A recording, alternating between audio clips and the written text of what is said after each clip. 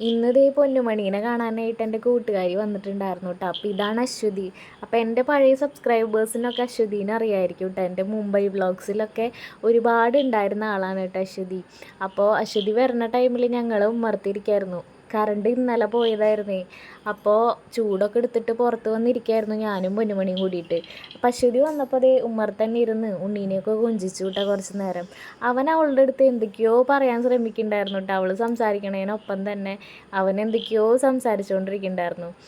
അങ്ങനെ ഞങ്ങളുടെ പരിപാടിയൊക്കെ കഴിഞ്ഞിട്ട് ഞങ്ങളിങ്ങനെ വർത്താനം തുടങ്ങിയിട്ടുണ്ടായിട്ടാ. ഞങ്ങളുടെ രണ്ടുപേരും കാര്യം പറഞ്ഞു കഴിഞ്ഞാൽ ഒരുപാട് നേരം വർത്താനം പറഞ്ഞിരിക്കും.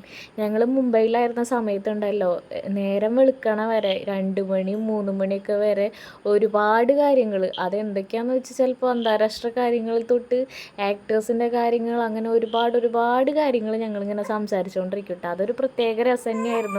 അങ്ങനെ ഒരു 3:30 ആയപ്പോഴത്തേക്ക് ഞാൻ പോയിട്ട് കട്ടൻ ചായ ഒക്കെ ഉണ്ടാക്കിയിട്ടുണ്ടായിരുന്നു.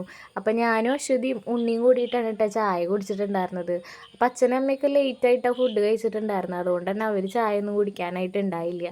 പിന്നെ ഞങ്ങൾ ഞങ്ങളുടെ വർത്തമാനങ്ങളും വിശേഷങ്ങളൊക്കെ പറഞ്ഞുകൊണ്ടിരിക്കുകയാണ്. അപ്പോൾ ഞങ്ങളിങ്ങനെ സംസാരിച്ച് കഴിഞ്ഞാൽ നേരെ പോണതേ അറിയില്ല കേട്ടോ. അവൾ ഒരു 11:30 ടൈമിൽ വന്നതാണ്. അപ്പം തുടങ്ങിയിട്ട് ഞങ്ങളിങ്ങനെ സംസാരിച്ച് സമയം പോയി തന്നെ അറിഞ്ഞിട്ടുണ്ടായില്ല കേട്ടോ. പെട്ടെന്ന് തന്നെ 4 മണിയായി.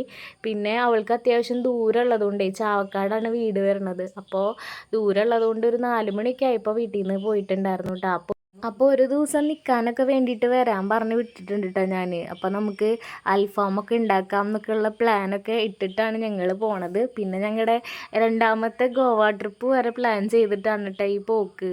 അങ്ങനെ യാത്രയൊക്കെ പറഞ്ഞു. അപ്പോൾ പോയപ്പോൾ എനിക്ക് ചെറുതായിട്ടൊന്ന് സങ്കടമൊക്കെ ആയി. കാരണം കുറേ നേരം വർത്താനമൊക്കെ പറഞ്ഞിരുന്നല്ലോ.